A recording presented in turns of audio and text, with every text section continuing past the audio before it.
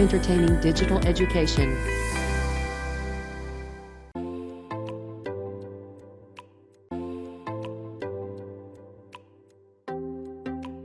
Yeah. So, Andrew, since you are now in Japan and you have Yes. been living in Japan, working in Japan, and also you have been consulting with Japanese company for over 20 years.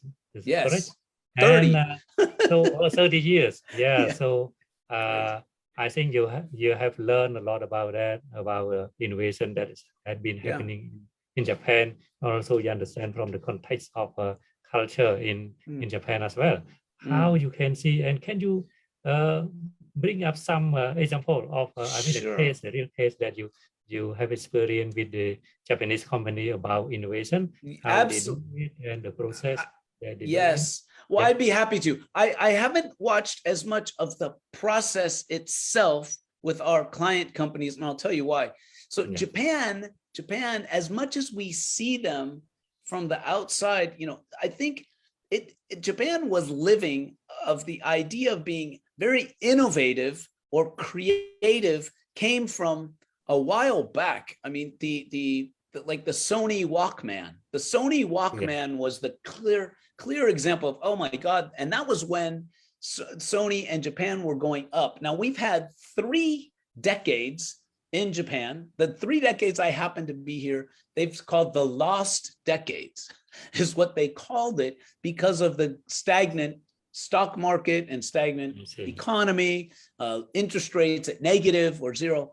But what people fail to realize is so much Kaizen, so much innovation has been going on. And sometimes in areas, I mean, I can give you a perfect example of something just in the last 15 years. A couple of these were from the last 15 years or so. One was what we use just today, driving on the highway. They have toll roads here, and they use a technology called ETC.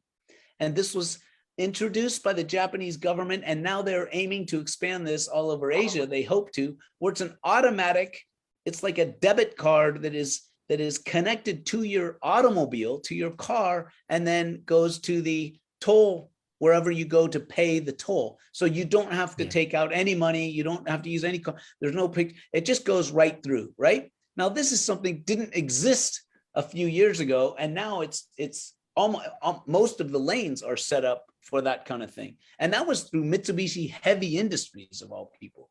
Now, Minolta, I have worked some with Minolta Corporation, and I can tell you they are doing their best to revive and create more innovation. They really want it, but they have one innovation you've probably seen.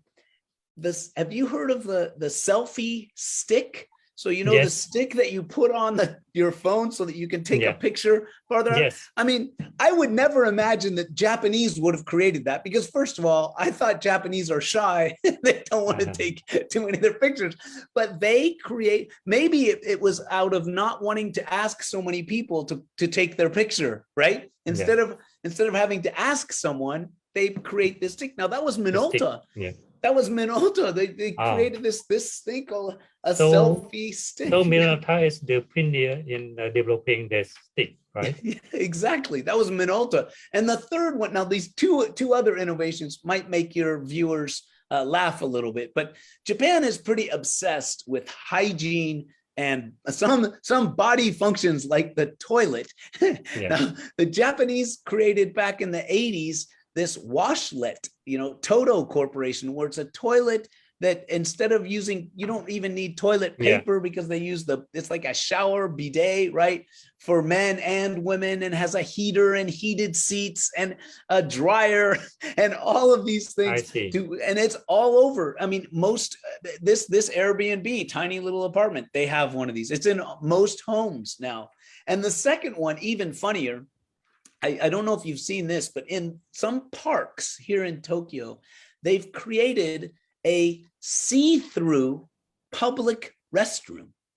Now, why would they make it transparent? It's see-through. In other words, you can see right into the public restroom. You can see the toilet.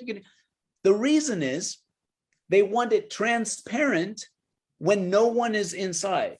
So that way you never have to worry there's some bad person waiting inside the toilet, the restroom, who's going to do something to you. So you can see already it's clean, it's free, and nobody's there. And when you go in, as soon as you lock the door, it becomes opaque. It becomes that you no one can see. So they've got this situation. It's just brilliant. I mean, to me, at first you see this, you think, this is kind of crazy. This is wacko. This is wild. But it's same like the selfie stick. When the selfie stick first came out, it was featured in a magazine saying it was something like 100 not useless inventions. so it's something, you know, that's something new, something different. It's going to be seen first as odd, unusual, sometimes rejected, right?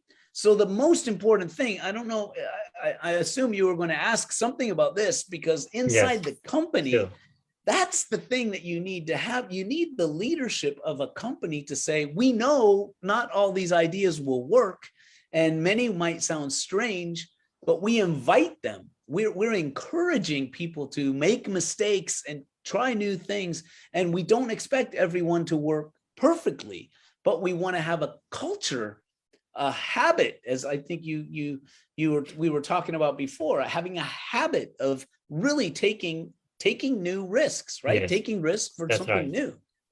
So Andrew, you talk about the innovation in Japan since the Sony Walkman, you know. Yeah, so exactly. It's more kind of that one is a disruptive innovation.